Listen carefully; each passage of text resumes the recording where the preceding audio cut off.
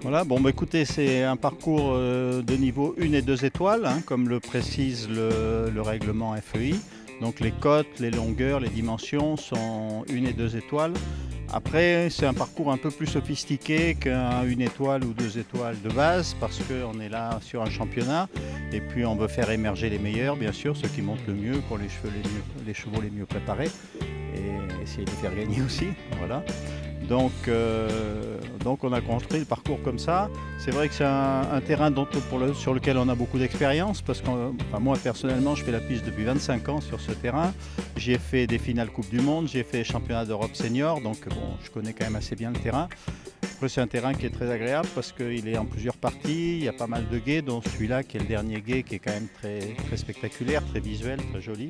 Et puis tous ces terrains verts autour, enfin ces gradins, enfin il y a un environnement qui fait que ça a quand même des saveurs de championnat. Qu'est-ce qui fait un bon cross? C'est un cross sur lequel les gens déjà ont du plaisir, et les chevaux aussi un peu, qui soient, et puis qui quand même arrive à trier les meilleurs. C'est un cross où à mon avis le temps sera assez difficile à faire. Donc ça va avantager les chevaux les plus rapides, les cavaliers les plus précis. Eh bien, nulle part, j'espère, parce que quand on fait un parcours, en fait, on essaie de faire quelque chose d'assez équilibré. C'est comme les parcours de saut d'obstacle, c'est pas très difficile souvent de faire le tour, mais il faut être sans faute. Donc, il faut tout sauter sans faire une seule faute. Voilà, c'est ça le plus difficile. Et puis, en concours complet, en plus, il y a 3 disciplines, donc il faut arriver à faire la synthèse de tout. Il faut être bon en dressage, il faut être bon en cross, il faut être bon au saut d'obstacle, jusqu'au bout, ne perdre des points nulle part.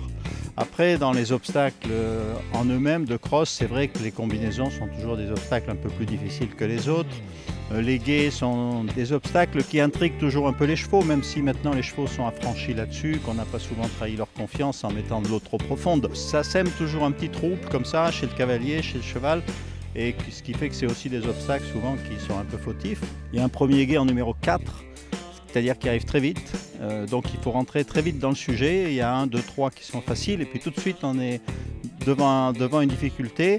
Donc ça peut poser des problèmes, hein. Il y a des chevaux qui trouvent un peu leur rythme au fil du parcours en s'échauffant, et bon, il y a des cavaliers aussi qui au début savent pas trop, partent sans trop connaître le train.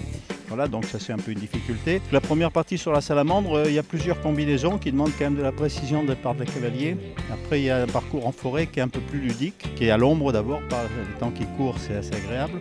Et puis aussi, les obstacles sont un tout petit peu plus simples. Et puis après, on revient ici où il y a à nouveau des combinaisons, et il faut passer à travers le village, ce qui peut être une nouveauté pour pas mal de chevaux, hein, les étonner un petit peu.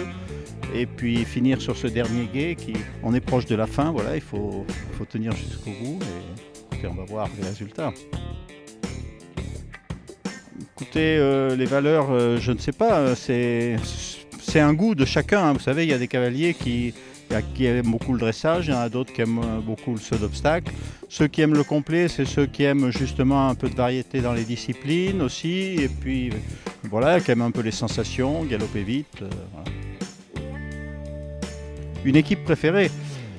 Certainement pas, mais bon, si la France gagne, je ne vais pas être mécontent.